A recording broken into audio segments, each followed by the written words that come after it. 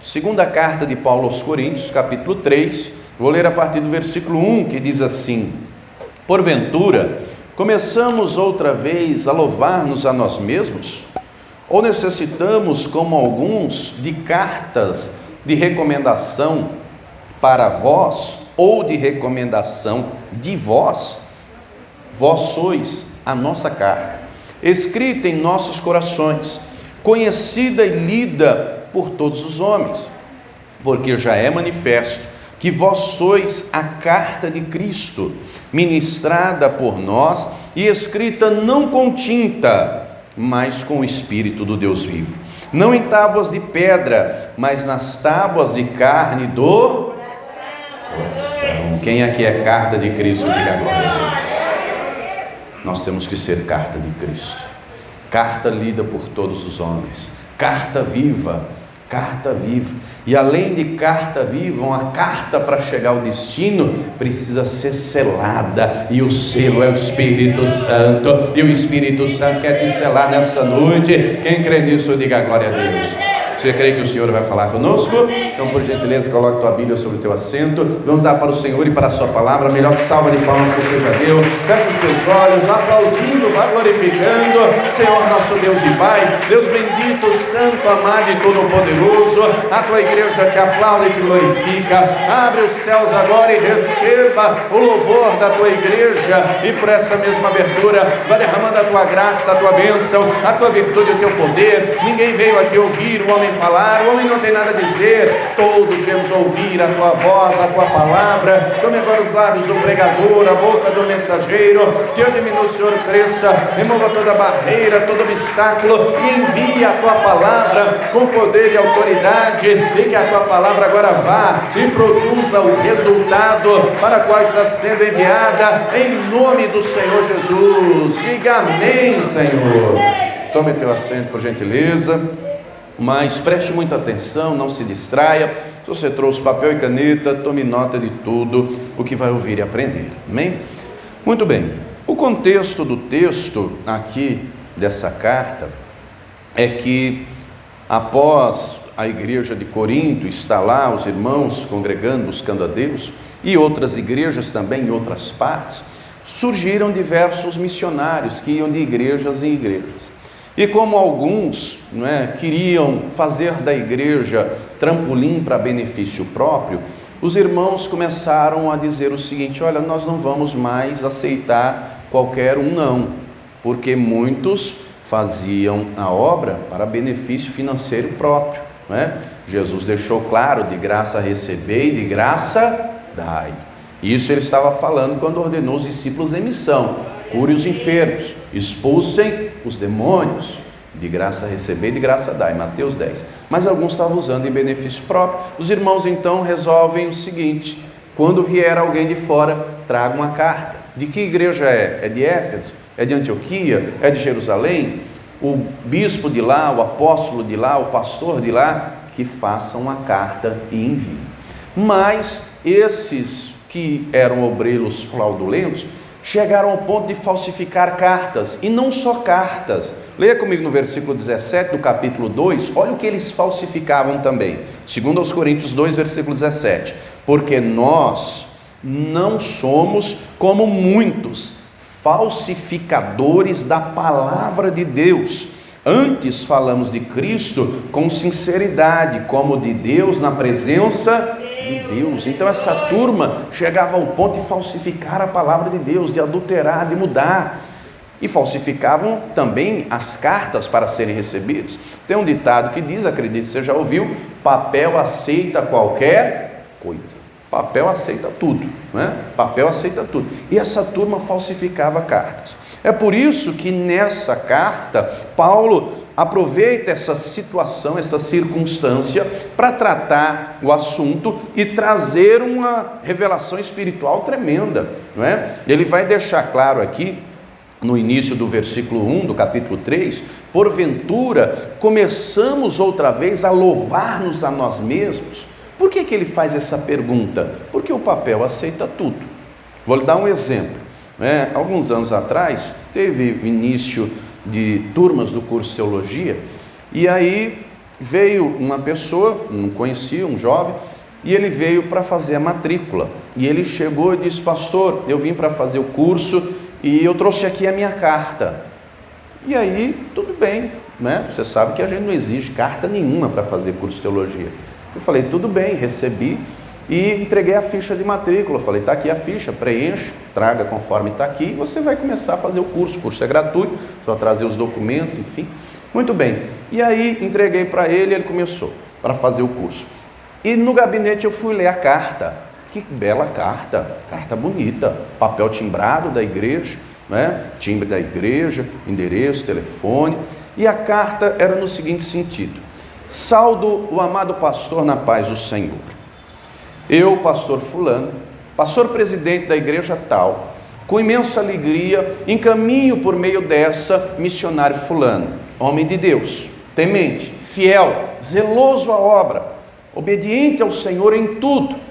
Esse quer aprender mais da palavra do Senhor junto à vossa congregação. Peço gentilmente que o receba e que o instrua na palavra de Deus, conforme a sabedoria que Deus colocou sobre vós. Sem mais, renovamos os votos de estima, que a graça e a paz do nosso Senhor esteja sobre vossa vida e sobre essa congregação. E quando eu li essa carta, eu falei: que carta bonita! Só que eu lembrei desse texto aqui, não é? Eu lembrei desse texto e na continuação do versículo, a pergunta já traz embutida a resposta. Quando ele pergunta: ou necessitamos, como alguns, de cartas de recomendação para vós, ou de recomendação de vós, a pergunta já traz embutida a resposta, e é não. Não precisa de carta, não precisa de papel. E aí Paulo aproveita esse contexto, que era carta para lá e para cá, e com sinceridade, quem já escreveu alguma carta alguma vez? Só isso, hein? Ou eu estou ficando velho, ou não é possível, um jovem desse, né? Não, irmã Terezinha, um garoto, né? Não tem um cara de 18? Fala a verdade. Hoje minha filha foi me dar um abraço, e minha esposa, minha filha já está do tamanho da minha esposa, minha gente, 12 anos de idade, como o tempo voa, não? Mas voltando ao assunto aqui, eu acho que carta está ficando arcaico para muita gente, mas eu já escrevi carta também. E eu lembro quando eu namorava com a minha esposa, um belo dia, me veio uma inspiração, e eu preparei uma carta para ela, eu escrevi um poema de Camões. Já ouviu falar em Luís Vaz de Camões? O amor é fogo que arde sem se ver, é ferida que dói não se sente, é um contentamento descontente, é dor que desatina sem doer. E eu fiz à mão, preparei aquele negócio bonito, ela tem guardado até hoje, mais de 15 anos. O negócio tocou e tocou fundo, hein? Eita vitória! Mas por que eu estou falando de carta? O que é uma carta, minha gente? É uma comunicação, é um meio de comunicação. Nos nossos dias tem o e-mail, que é a carta digital, o correio eletrônico, e até o e-mail está ficando arcaico, porque hoje você tem diversos aplicativos de mensagem, WhatsApp, né, Telegram, enfim, e vários outros aí. Mas a carta, então, é uma comunicação. E aí Paulo, se valendo desse contexto, ele vai trazer uma aplicação espiritual tremenda. Aqui no versículo 2, ele diz: vós sois a nossa carta. Vocês são o testemunho daquilo que eu fiz aí em Corinto, escrita em nossos corações, conhecida e lida por todos os homens. Aí aqui no versículo 3 ele traz a revelação, não é? Porque já é manifesto. Se você tiver uma caneta, grife aí o já é manifesto. O que é uma coisa manifesta, minha gente? É uma coisa notória, é uma coisa de conhecimento público. Por exemplo, é manifesto que estamos enfrentando a pandemia, sim ou não? Eu acredito que não tem uma viva alma nesse planeta que não saiba disso. O mundo sabe, não é? No nosso caso aqui, Brasil, nesses últimos dias, é notório que teve um surto de gripe, ou não? Ou você não ouviu falar? Então tem algumas coisas que são notórias, tem algumas coisas que são de conhecimento geral, só que aqui ele está dizendo, é notório que vocês são a carta de Cristo. Vocês são, que sois a carta de Cristo. E aí ele compara a igreja, os irmãos, a uma carta. E aí vem a pergunta: eu tenho sido a carta de Cristo? Você tem sido carta de Cristo? Essa semana eu presenciei algo que me chamou muita atenção. O pastor fez uma pergunta, a igreja lotada, eu estava presente. Quem está feliz com Jesus? E a igreja inteira, amém, levantou a mão. E aí depois ele perguntou: E Jesus está feliz com você? E houve um silêncio ensurdecedor. 1 ou 2 disse um amém, de uma multidão de quase 500. Que coisa, não? Porque não somente nós temos que estar felizes com Jesus, mas Jesus precisa estar feliz conosco. Como é que Jesus fica feliz com alguém? Na vida, numa pessoa onde há santidade, onde há obediência, onde há fidelidade.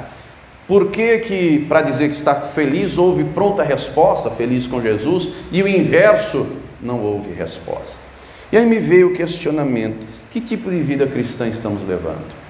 Que tipo de comunhão com Deus temos? Estamos nos enganando? Estamos vivendo com Deus uma vida de aparência? Somos crentes somente na igreja? Vive uma vida de mentira? Crente na igreja e lá fora vive de qualquer jeito? Porque o papel aceita tudo. E aqui está sendo feita uma analogia aplicada de maneira clara: vocês são a carta de Cristo.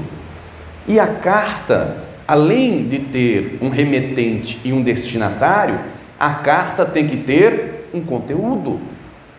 Tem que ter um conteúdo. E no caso aqui, o conteúdo tem que surtir efeito.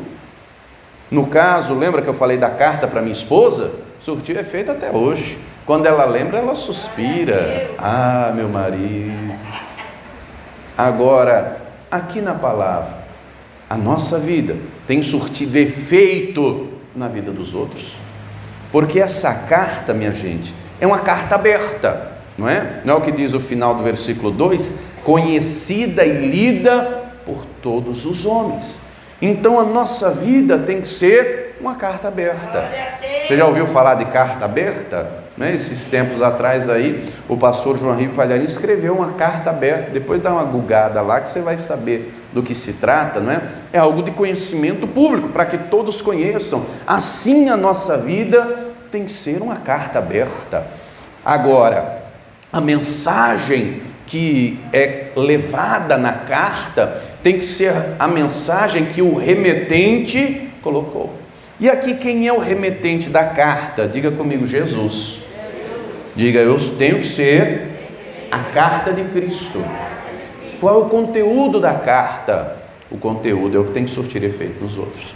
Mas para isso surtir efeito, a mensagem, aquilo que é levado através da carta, tem que ser de acordo com a vida de quem está levando. Por exemplo, não adianta eu falar seja amoroso se eu sou um poço de estresse. Quem vai me dar ouvidos?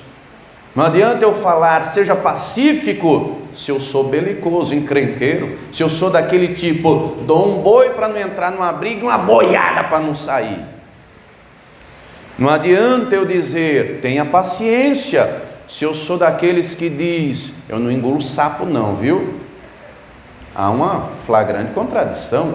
Então, para ser a carta de Cristo, eu não posso só falar de Cristo. Eu não posso só dizer Jesus é contigo, se na hora da aflição e da angústia eu não tenho essa convicção. Eu não posso dizer Deus vai me dar a vitória, se simplesmente na hora da primeira luta eu deixo o desespero tomar conta. Quem está entendendo, diga amém. Quando Jesus disse, aprenda de mim que sou manso e humilde de coração, ele era manso e humilde de coração. Então ele tem autoridade para falar de amor, porque ele é o amor personificado. Ele tem autoridade para falar de humildade, porque não existe ninguém mais humilde do que ele. Ele se esvaziou da sua glória. Ele sendo o Criador, o Todo-Poderoso, ele se esvazia da sua glória. Poderia ter nascido na maior cidade do mundo, nasceu numa cidade pequenininha. Poderia ter nascido numa cidade de ouro, num berço de ouro, foi colocado numa manjedoura. Quando o diabo vem tentá-lo, ele usa, não é aquilo que o Adão caiu, o orgulho, o ego. Se tu és o Filho de Deus, se tu és, transforma a pedra em pão. Não é? Se ajoelha diante de mim, atira-te daqui abaixo, se tu és. E nas 3 tentativas ele responde, está escrito.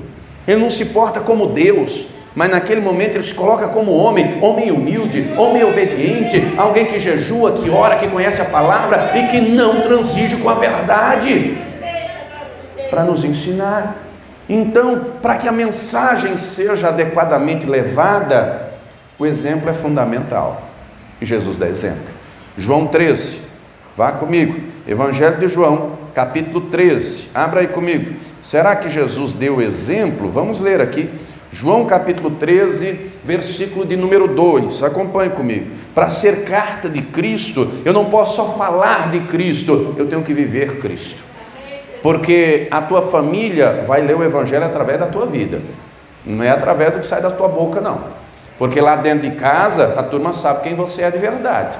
Lá no teu trabalho, a turma sabe quem você é de verdade. Então as ações têm que falar mais alto do que as palavras. O testemunho tem que falar mais alto.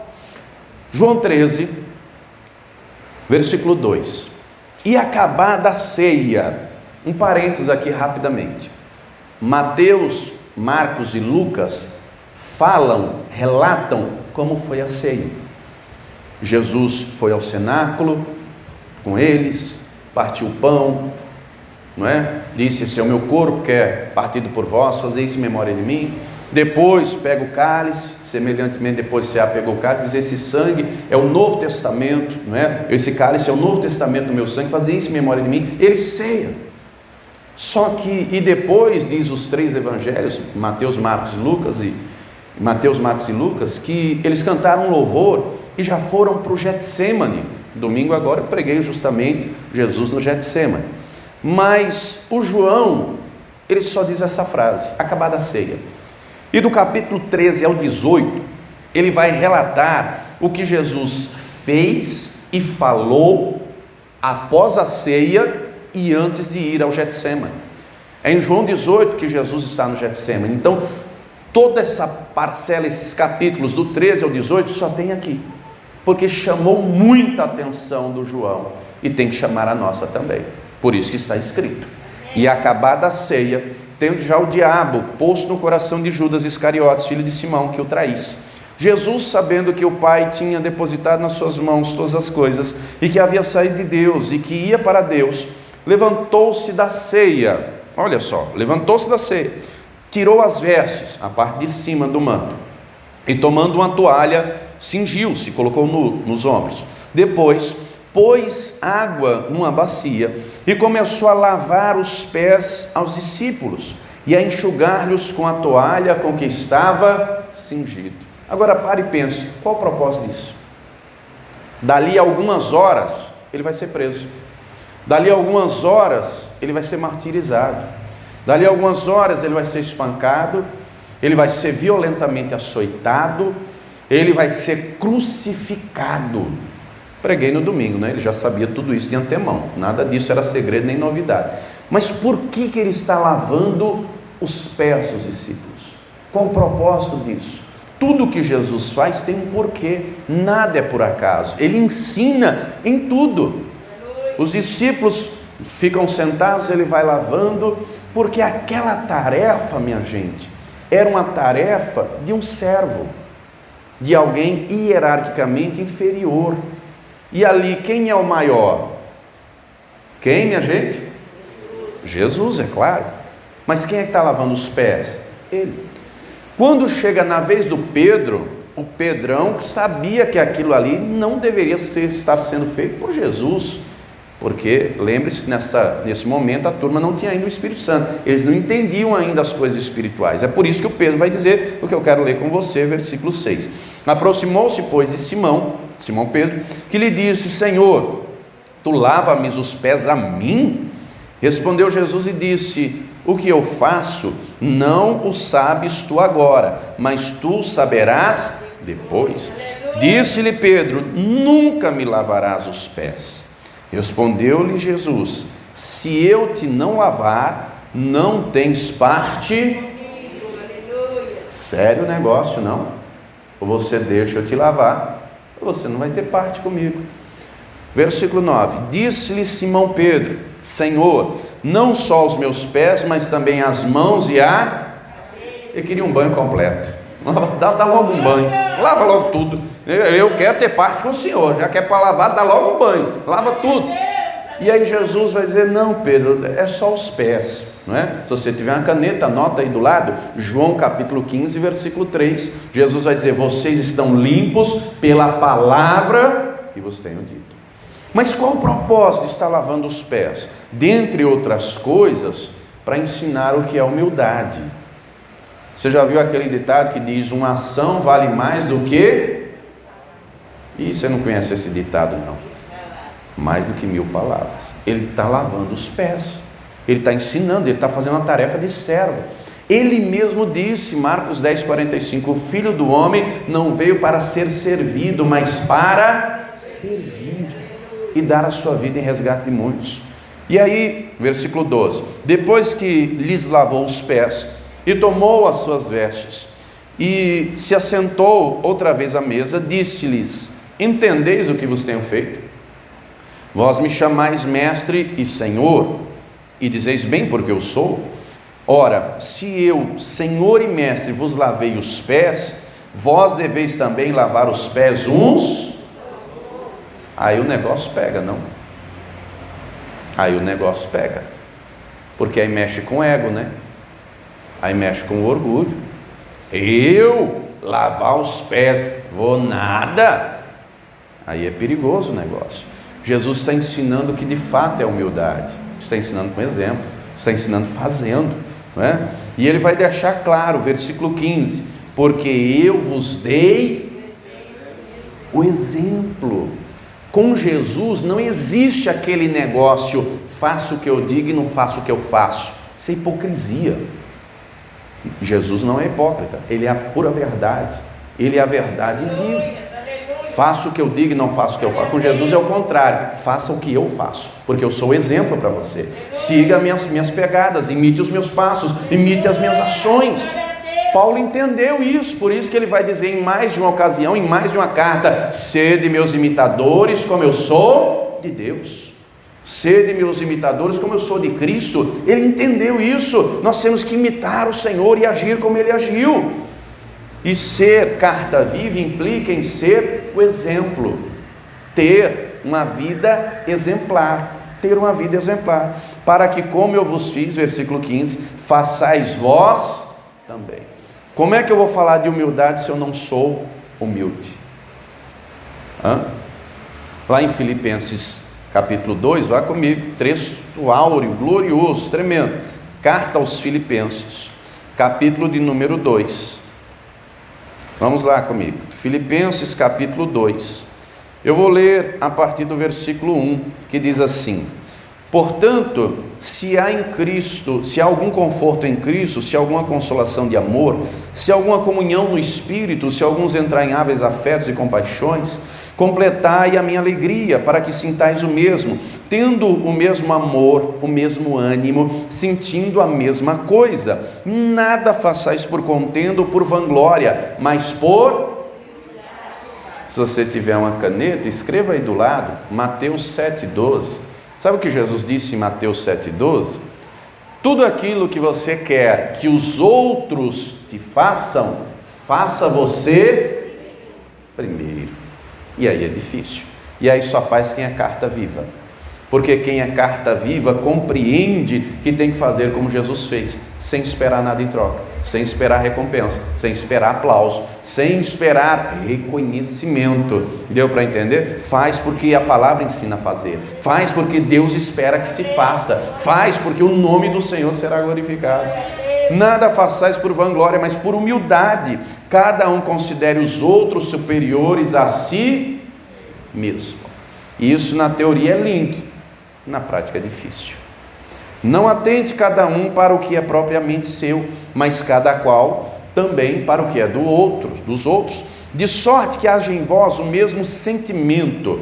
Se você tiver uma caneta, sublinhe a palavra sentimento, escreva do lado atitude, porque aqui sentimento não diz respeito a algo subjetivo, a algo introspectivo, de dentro, que não se possa saber. Não, o sentido do texto é: haja em você a mesma atitude que houve também em Cristo Jesus. Versículo 6, que sendo em forma de Deus, não teve por usurpação ser igual a Deus, mas aniquilou-se a si mesmo, tomando a forma de servo, fazendo-se semelhante aos homens, e achado na forma de homem, humilhou-se a si mesmo, sendo obediente até a morte, morte de...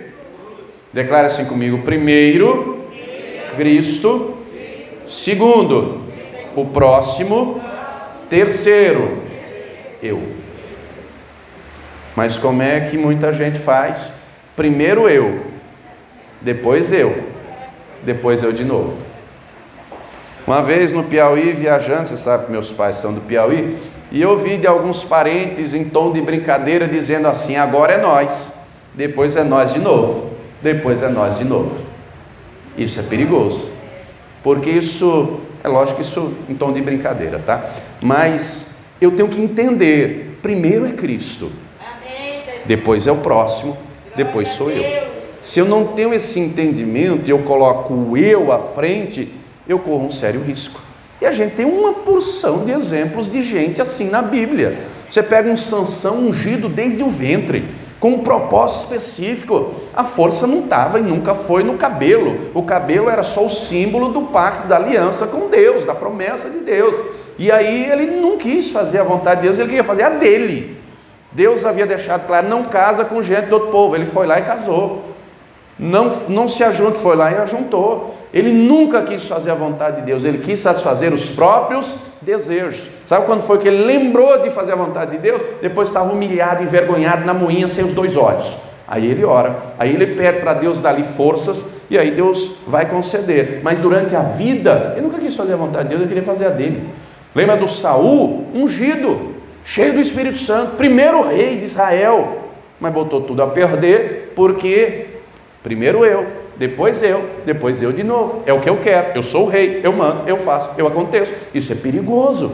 Nós temos que ser o exemplo. Para ser carta viva, eu tenho que ser exemplo. Isso não é tratado só por Jesus. Paulo entendeu isso também. Vá comigo, primeira carta de Paulo a Timóteo, capítulo de número 4. Nós vamos ler o versículo de número 12. Acompanhe comigo, 1 Timóteo 4:12. Só para você entender o contexto, o Timóteo foi discípulo de Paulo e Paulo o envia para pastorear a igreja de Éfeso. Timóteo tinha 30 anos de idade, mas nessa época aqui, um homem com 30 anos de idade era a mesma coisa de vir te pastorear uma criança de 10, só para você entender. Imagine se eu tenho 10 anos de idade e sou o seu pastor. O que você ia pensar? Essa criança? O que isso tem para me ensinar? Só para você entender a analogia de como a turma está vendo o Timóteo, como uma criança, tendo em vista que a turma aqui era todo mundo ancião de cabeça branca. Mas muito bem, continuando, vamos ler aqui o texto. Ninguém despreze a tua mocidade, por isso que ele está falando isso, mas diga assim, o exemplo, diga assim: Deus espera que a minha conduta seja exemplar. Se vai ser ou não, não depende de Deus. Diga assim: só depende de mim. Em tudo se dê por exemplo, seu exemplo dos fiéis, na palavra. Ele era o pastor, só que aqui compreenda, não é só porque ele era pastor, isso serve para todos nós, todos nós. A palavra que sai da nossa boca tem que edificar, a palavra que sai da nossa boca tem que ser viva, porque a boca fala do que o coração está cheio. Então na minha boca e na tua boca tem que ter uma palavra de fé, tem que ter uma palavra de vitória, de ânimo, e não de derrota, de desgraça, de miséria. Você não pode abrir a boca para amaldiçoar, para falar. Leia depois Tiago capítulo 3, nós temos que abrir a boca e declarar e profetizar: o Senhor está comigo, pode vir a luta que vier, Ele me fortalece, Ele me segura, Ele me sustenta, Ele não me deixa só, eu sou mais do que vencedor por Cristo Jesus. Seja o exemplo na palavra. Você tem aberto a boca para falar o quê? O que é que as pessoas têm lido através da tua vida? Qual é a mensagem que você tem levado? Tem sido carta de vitória ou de derrota? Tem sido carta de paz e alegria ou de desespero e angústia? As angústias fazem parte da vida, mas elas não podem nos dominar, amém? Porque o Senhor, o Todo-Poderoso, está conosco. Ele está com você? A palavra que está na tua boca tem que ser palavra de vitória, tem que ser de fé. Quem entendeu, diga glória a Deus. Mas o exemplo não é só na palavra. Vamos continuar a leitura. Mas ser o exemplo dos fiéis na palavra, no trato. O que é trato, minha gente? A maneira de tratar os outros, comportamento. Deus não faz acepção de pessoas. Para Deus não importa se é rico, se é pobre, se é magro, se é gordo, se é branco, negro, amarelo, azul, não importa. Ele ama todos do mesmo jeito. Ele não faz acepção de pessoas. Ele não distingue porque um é rico ou outro é pobre. Não, ele trata do mesmo jeito. E assim tem que ser. Vou lhe dar um exemplo simples. Vá um dia, você que é homem, por exemplo, vá no fórum de camiseta e calça jeans. Presta atenção se vão olhar na sua cara. Aí vá um dia, um outro dia de paletó. Não precisa nem ser advogado, vá de paletó para você ver se não vou olhar. Pois não, doutor. É verdade ou não é? Tratamento muda. Você já reparou? Tem lugares por aí, se você chegar num carrinho simples, nem olha na sua cara. Chega num carrão. Eita, esse ó. O que Deus espera de nós é que tratemos todos da mesma maneira, com a mesma atenção, com o mesmo carinho, com o mesmo afeto. Amém? Considerando o próximo. Lembra lá da parábola do bom samaritano? O sacerdote passou de largo. O levita passou de largo. Mas um que os judeus achavam um lixo de pessoa, um resto de gente, um povo que não valia nada, um povo amaldiçoado, foi o samaritano que foi ajudar. Então, a gente tem que ser o exemplo no comportamento. Tratar a todos da mesma. Só pense com você, pelo amor de Deus, não fale o nome de ninguém. Mas você conhece alguém que faz distinção entre uma pessoa e outra? Trata um de um jeito e o outro do outro. Que não seja você essa pessoa. Mas vamos continuar aqui. Além do trato, na caridade, no amor, no espírito, na fé. Diga para a pessoa que está ao teu lado, você tem que ser exemplo de fé. Será que você tem sido exemplo na tua casa, na tua família? Será que os da tua volta olham para você e dizem, isso aqui tem fé até o tutano do osso? Pode vir a luta que vier, não perde a fé. Pode vir a tempestade que for, continua crendo, Jesus está no meu barco, a vitória é certa. Pode vir um problema que for, acredita, Deus está comigo, vai ser testemunho que eu vou contar. Tem que ser exemplo de fé. Mas além de exemplo de fé, diz ainda, seja o exemplo na pureza. O que é algo puro? É algo genuíno, é algo verdadeiro, é algo autêntico. Qual é o contrário de pureza, minha gente? Impureza. Jesus diz no Sermão do Monte, Mateus 5, que os limpos de coração verão a Deus. O inverso é uma realidade. E ele deixa isso muito claro em Apocalipse. Os impuros não herdarão o reino de Deus. Logo, nós temos que ser puros. Consciência pura, coração puro.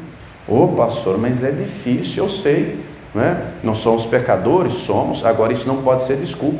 Deus não exige perfeição absoluta, Ele espera ver em nós aperfeiçoamento constante, aperfeiçoamento diário, um desejo sincero, verdadeiro, de santificação, de obediência, de fidelidade, de crescer na graça e no conhecimento. Ele tem que ver que isso tem que ser realidade, ainda que falhe, ainda que peque, mas o desejo é acertar, o desejo é crescer, o desejo é se santificar. Por que Davi era homem segundo o coração de Deus? Davi era perfeito? Claro que não. A Bíblia não esconde os pecados dele, não é? A Bíblia deixa claro, mas o coração dele era voltado para Deus, era voltado. Então, aqui o texto deixa claro que nós temos que ser o exemplo. Isso não é exclusividade só aqui não. Passe mais algumas páginas até a carta de Tito. Vai ter a segunda carta a Timóteo e vai ter também a carta de Paulo a Tito. Leia comigo aí. Carta de Paulo a Tito. Eu vou ler inicialmente o capítulo 1, versículo 16. Olha o que diz aqui o texto. Capítulo 1, versículo 15, aliás. Tito, capítulo 1, versículo 15. Todas as coisas são puras para os puros, mas nada é puro para os contaminados e infiéis. Antes, o seu entendimento e consciência estão contaminados. Confessam que conhecem a Deus, mas negam-no com as obras, sendo abomináveis e desobedientes e reprovados para toda boa obra. Capítulo 2, versículo 7. Em tudo te dá por exemplo. Diga comigo, em tudo. Diga, em tudo que eu fizer, seja em casa, seja no trabalho, em qualquer lugar, em tudo que você fizer, seja o exemplo. Seja o exemplo.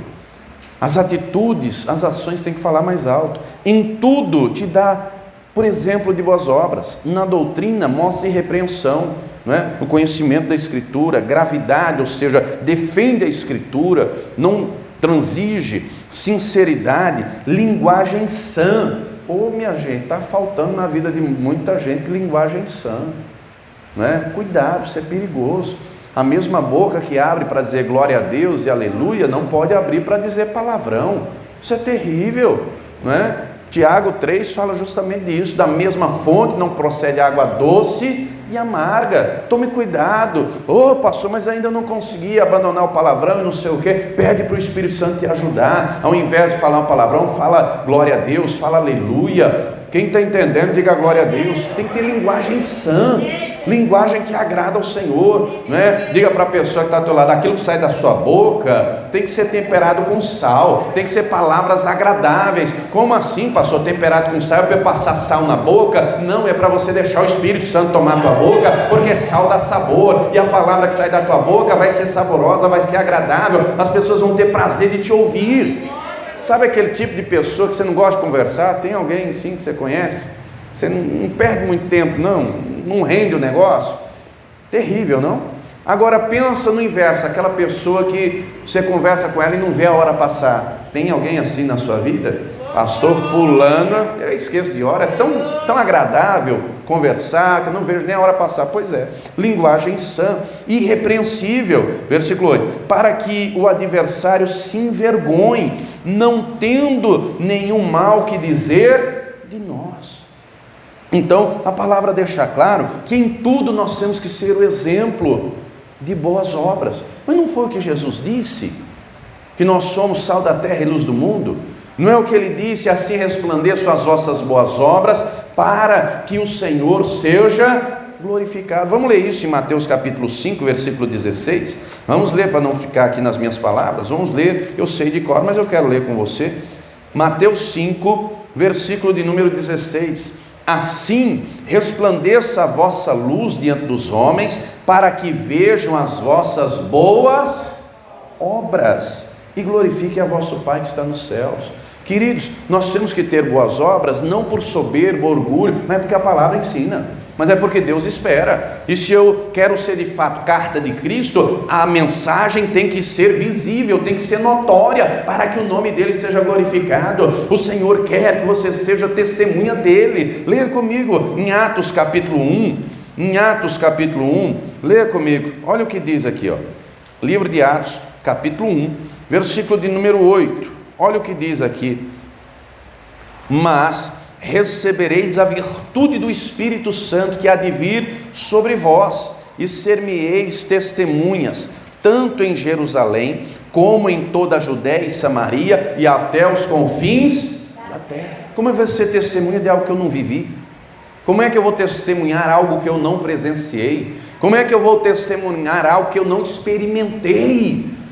O Senhor deixa claro, a virtude do Espírito vai vir sobre você, e a virtude do Espírito vai vir sobre a tua vida hoje, para você experimentar mais e mais da glória dEle, da unção dEle, da presença dEle, da glória dEle, para você ser carta viva, para saber, para encher a boca e falar: eu sei quem é Deus, porque Ele habita em mim, eu sei quem é o Todo-Poderoso, eu o conheço intimamente. Nós temos que ser testemunhas. E é necessário compreender que o exemplo é fundamental, porque as pessoas à sua volta analisam a sua vida. Já reparou isso? As pessoas à sua volta estão de olhos abertos, vendo o que você fala, o que você faz. Vá comigo na carta aos Hebreus, capítulo 12. Olha o que diz aqui, o versículo de número 1. Aos Hebreus, capítulo 12, versículo 1. Portanto, também nós, pois, que estamos rodeados de uma tão grande nuvem de testemunhas, deixemos todo o embaraço e o pecado que tão de perto nos rodeia, e corramos com paciência a carreira que nos está proposta, olhando para Jesus, autor e consumador da fé. Os outros estão de olho. Se você fizer algo errado, diz que é crente, mas olha o que faz. É assim ou não é? Diz que é de Jesus, mas olha o que está aprontando. Diz que é obreiro da igreja, olha o que está fazendo. Eu não acredito. Diz que é pastor, mas olha o que está aprontando. É assim ou não é? E aí o diabo já faz questão de propagar, de divulgar. estão olhando sua vida. Você está vivendo o Big Brother da vida real. Estão de olho em você, todo mundo. Não pense que você não está sendo visto, que está sendo visto pelo céu, está sendo visto pelos homens, está sendo filmado pelo inferno também. Tome cuidado, tenha consciência de que o Espírito Santo habita em você e Ele quer que você seja exemplo. Quem está entendendo, diga glória a Deus. Deus espera de nós conduta exemplar. Deus espera em todas as coisas. Antigamente, há anos atrás, quando dizia fulano é crente, já se pensava, uma pessoa honesta, uma pessoa de bem, bom pagador. É verdade ou não é? Hoje em dia, fulano é crente. Ih, meu Deus do céu. Eu já vi gente dizer, empresário, eu prefiro contratar um macumbeiro para trabalhar comigo do que contratar um crente. Você acredita nisso? Disse para mim. E aí contou pelo menos 4 casos de crente que só deu problema. Diz que é cristão, até pastor. Ele falou uma vez, foi um pastor assim, aconteceu isso, e tal. Deu até um golpe no cara. Olha só, cadê a conduta exemplar? Antigamente, não é? Quando se falava isso, é um cristão, se esperava. Hoje em dia, quando antigamente se dizia fulano é pastor, é uma autoridade, uma pessoa de respeito. Hoje em dia, fulano é pastor, muita gente já pensa, ih rapaz, é mais um ladrão, hein? Foi feita uma pesquisa nos Estados Unidos e constataram o seguinte: as classes mais desprestigiadas, a primeira, a classe política, e a segunda, a classe pastoral. Que vergonha, não? Que vergonha. Gente que era para ser exemplo e não é. Mas não pense, porque é pastor. E você não é de Jesus também? Diga comigo, eu sou carta viva. Diga comigo, eu vou ser exemplo para que o nome do Senhor seja glorificado. Diga para a pessoa que está ao teu lado, você tem que ser carta viva. Os outros vão ler a tua vida, vão ver as suas ações, vão ver aquilo que você faz, e através daquilo que vem em você, elas podem ir para Jesus ou não, ela pode se aproximar dele ou não. Mas uma carta, para chegar ao destino, precisa de um selo. Já foi no correio alguma vez postar uma carta? Seja carta simples, registrado, SEDEX, precisa de um selo. Se não tiver o selo, não chega ao destino, não é? Antigamente tinha até álbum de figurinha de selo. Alguém teve alguma vez álbum de figurinha de selo? Tem alguns aí, olha só. Por que é importante o selo? Vá comigo, segunda carta de Paulo aos Coríntios, capítulo 1. Qual é o selo que é fundamental? Que todos devemos ter, pelo menos no que depender de Deus. Diga para a pessoa que está ao teu lado, no que depender de Deus, você tem que ser selado. Que selo, pastor? Vamos ler. 2 Coríntios 1, versículo 21. Mas o que nos confirma convosco em Cristo e o que nos ungiu é Deus, o qual também nos selou e deu o penhor do seu Espírito em nossos corações. O Espírito Santo é o selo e é Ele que quer te selar, porque você tem um destino para cumprir, e esse destino não termina aqui na terra, ser o exemplo, ter boas obras, ser carta viva, mas o destino final é a glória eterna com Todo-Poderoso, e para lá só vai quem é selado, só vai quem tem o selo do Espírito, e hoje o Espírito Santo vai te selar, porque você tem que ser carta viva. Quem entendeu, diga glória a Deus.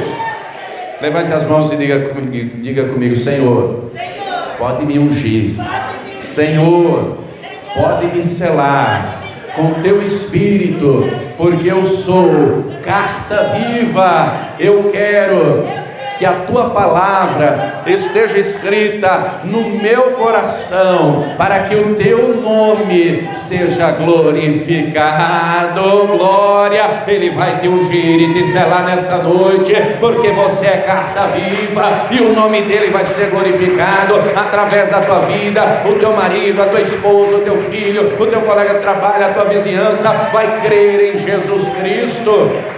Se coloque de pé, por gentileza. Nós temos que ser de fato carta viva. Não adianta ser carta em branco, não adianta ser só da boca para fora. Na continuação, Paulo vai dizer, não é? 2 Coríntios 3, vou ler a partir do versículo 7.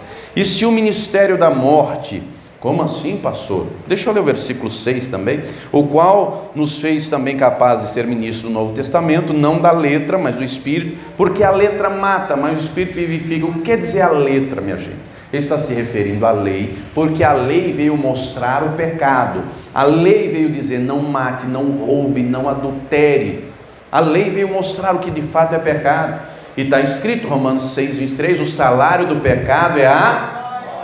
Por isso que ele está dizendo que a letra mata. A lei mostra o pecado, deixa evidente o pecado. Mas continuando, né? O Espírito vivifica. E se o ministério da morte, gravada com letras em pedras, as tábuas da lei, veio em glória, de maneira que os filhos de Israel não podiam fitar os olhos na face de Moisés por causa da glória do seu rosto, a qual era transitória, como não será de maior glória o ministério do Espírito? Porque se o ministério da condenação foi glorioso, muito mais excederá em glória o ministério da justiça, e a glória do Senhor virá sobre a tua vida hoje. Ele quer que você seja carta viva, Ele quer que você leve vida, que você leve paz, que você leve alegria, que você leve fé, que a mensagem através da sua vida seja: existe um Deus que é vivo, poderoso, habita em mim, e através de mim vai chegar na tua vida e vai mudar a tua história. E o Senhor está contigo e Ele vai te selar nessa noite.